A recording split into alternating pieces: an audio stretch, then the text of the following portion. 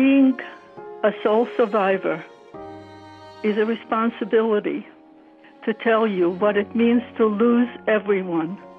Not only were my parents killed, but also 3 of my sisters. First my father and 16-year-old brother, and then my mother and 2 little boys, and then older sister, and then yet another younger sister. She was 19 months old and just learning to walk, and she was murdered. 32 of my family members, most of them starved to death or gassed to death. What haunts me is, why did I survive? Surviving had a purpose, and the purpose was to remember.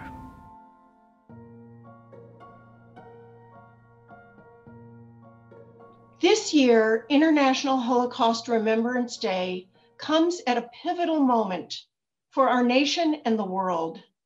The Holocaust is a harsh reminder of the consequences of unchecked hatred and the fragility of societies.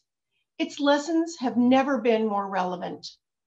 Today, as we witness an alarming rise in anti-Semitism, racism, and neo-Nazism, we must recommit ourselves to learning those lessons and acting on them.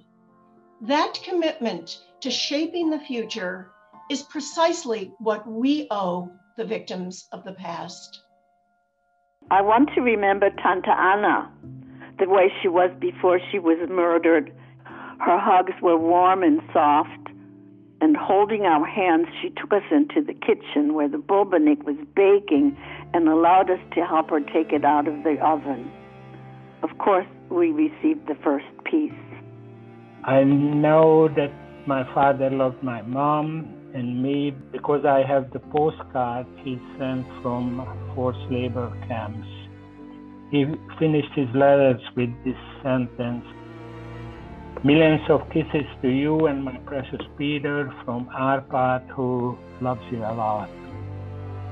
My father, he loved to lead prayers, had a beautiful voice. The last time I saw him was when I was 4.5 years old. I was 9 months old when I was placed in hiding. And it's through those photographs that I came to love my dad and my sisters. My brother, aside from being adorable, was 1.5 years younger than I was. I remember ice skating with him, holding hands, and we never argued. We were always warm and loving, always. She was a very strong person, my Aunt Giza. I remember her running with my brother and me, each by one hand, and taking us to our neighbor and saying, "Please take these children," when she herself was being deported. It was a moment that I will never forget. All those people who were killed during the Holocaust were important. Many of them could have been great scientists, lawyers, chefs, doctors, poets, writers. What a loss to humanity. Holocaust memory is a reflection of our commitment to advancing our shared humanity. It is a global responsibility. We undertake this sacred task as citizens and leaders, as institutions and nations. From Poland, France, and Germany to the halls of Congress and here on the National Mall, we join together in honoring the victims and educating new generations. Auschwitz has a very, very diverse history. It was not an extermination camp as at the beginning. During the 2 first years, it was a concentration camp. Many different groups were sent to Auschwitz. January the 27th is the day of the end. This is the very day of the liberation. We are guiding now in 22 languages because more than 60% of our visitors are teenagers. So we cannot propose them to have a deep understanding during the visit in another language that is their first language, of course. We have to think about the future. The remembrance is something that has to be turned to the future and not only to the past, because it creates for us some concrete moral obligations. So we have to deal with some new problem, with some new anti-Semitism in the world, with some new expression of the racism, of xenophobia. And that's why I'm committed to keep this history, this remembrance, this memory, those testimonies, those words for the future. Our site is located on the headquarters of the Gestapo, of later the whole police, the SS, which were combined to the Reichssecurity main office. So you can say from here there were connections to every crime which was committed in Germany and especially in occupied Europe. Our focus is what were the structures behind the crimes and where were the people who committed these crimes. We have a commitment of the federal government, we have a commitment of all the states' governments, we have a commitment of many institutions, schools, universities, industrial complexes involved in the persecution system. And I think it's important to explain our society, this happens and you can't forget it, you can't deny it, you have to deal with it and you have to learn from it.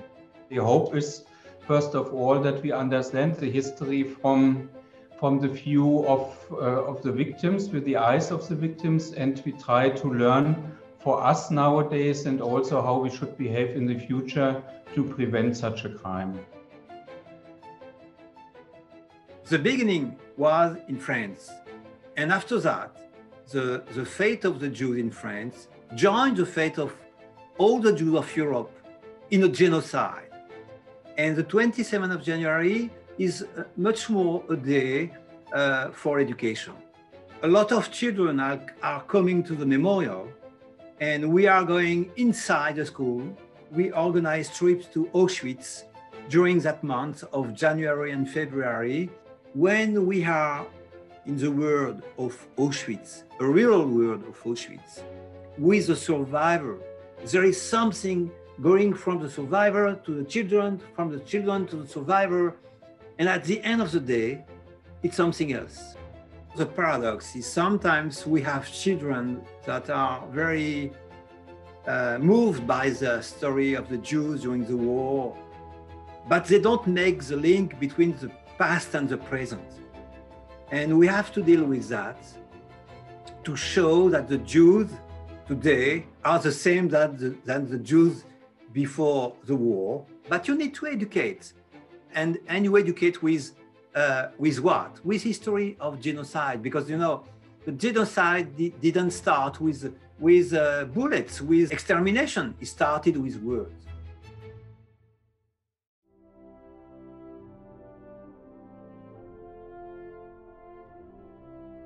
This Day of Remembrance is so important to honor the victims of the Holocaust, the victims of these atrocities, and to honor our commitment of never again.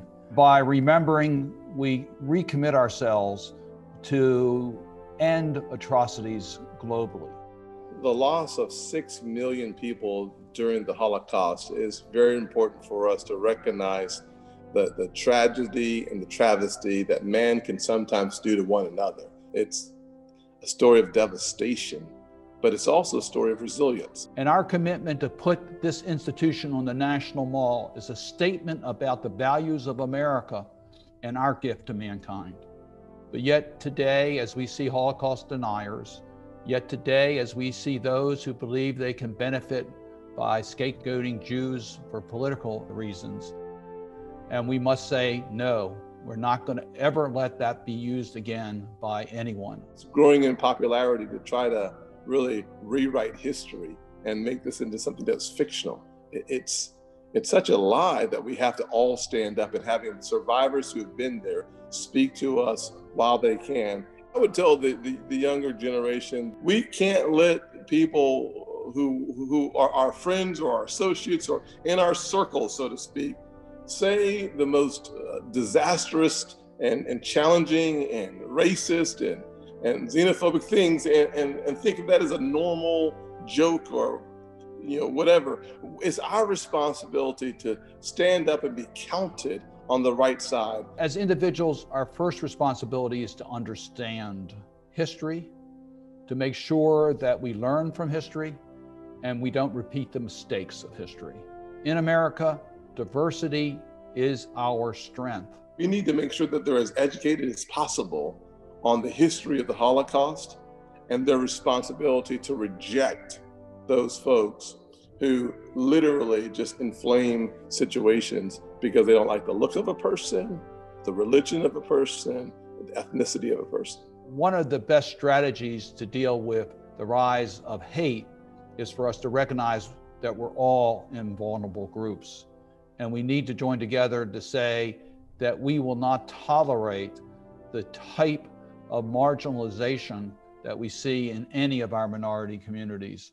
I'm totally convinced that this history is so strong, and if we teach it well, that they ask themselves questions more self-critically as how could people commit such crimes to other people. We must integrate knowledge in everything, even in ceremonies, because today we must give knowledge, content, reflection against all the different media that deny or are telling fake news, and etc., etc. We have to stay very strongly on the side of the values that are coming from this history. They are human values, of course.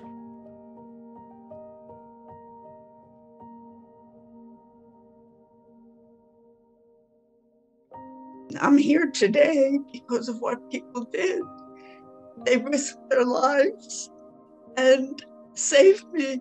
I was born in the middle of the Holocaust in 1942, and I survived the Holocaust by being hidden as a child. I was a child then, and I saw the discrimination, the hate that was perpetuated. I was fortunate in escaping arrest on several occasions with the help of some people who did the right thing and who stepped in when they saw an injustice. Because there are so many stories that have been left untold, and people need to listen to these stories. They are no longer here, but their history will be preserved. We survivors are proof that it happened.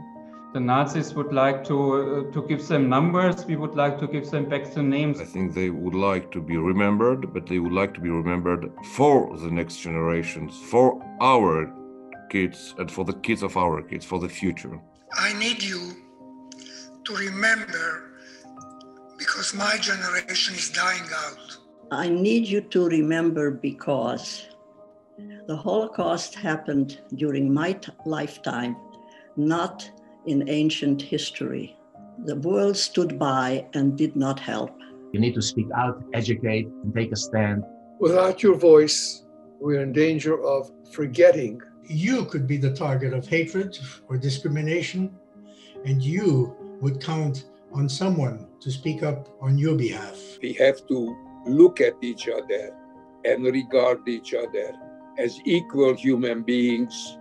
We cannot be divided. Do not keep silent. Humanity has a short memory, and you are the ones who are left now to bear witness. We are responsible of our future, all of us.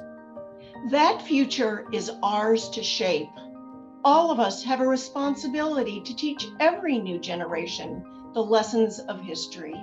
It's not enough for people to ask, "What would I have done?" We must challenge them to ask, "What will I do?"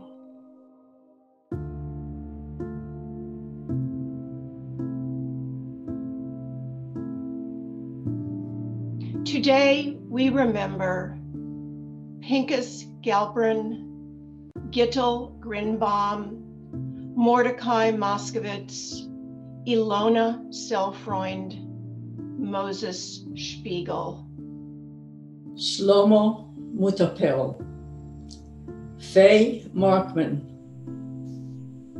Avremel Markman, Hindebele Mindel, Aaron Wendell, Nina Aronovitz, Max Marcel Balsam, Sami Adelsheimer, Esther Benassayag, Jacques Benguigui, Esther Spitzer, Malka Spitzer, Eta Spitzer, Moshe Spitzer, Eliyahu Spitzer,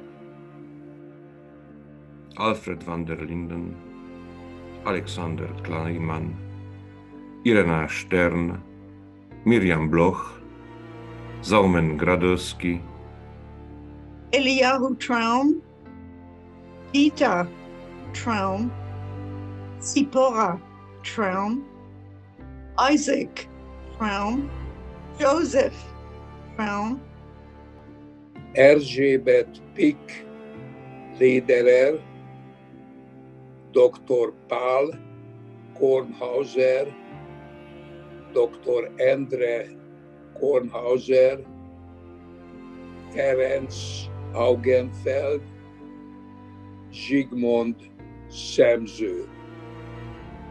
Bruce Friedländer, Mendel Grossmann, Janusz Korczak, Oskar Singer, Oskar Rosenfeld, Avram David Lifshitz, Wolf Meerbaum, Sara Meerbaum, Sami Meerbaum, Eta Meerbaum,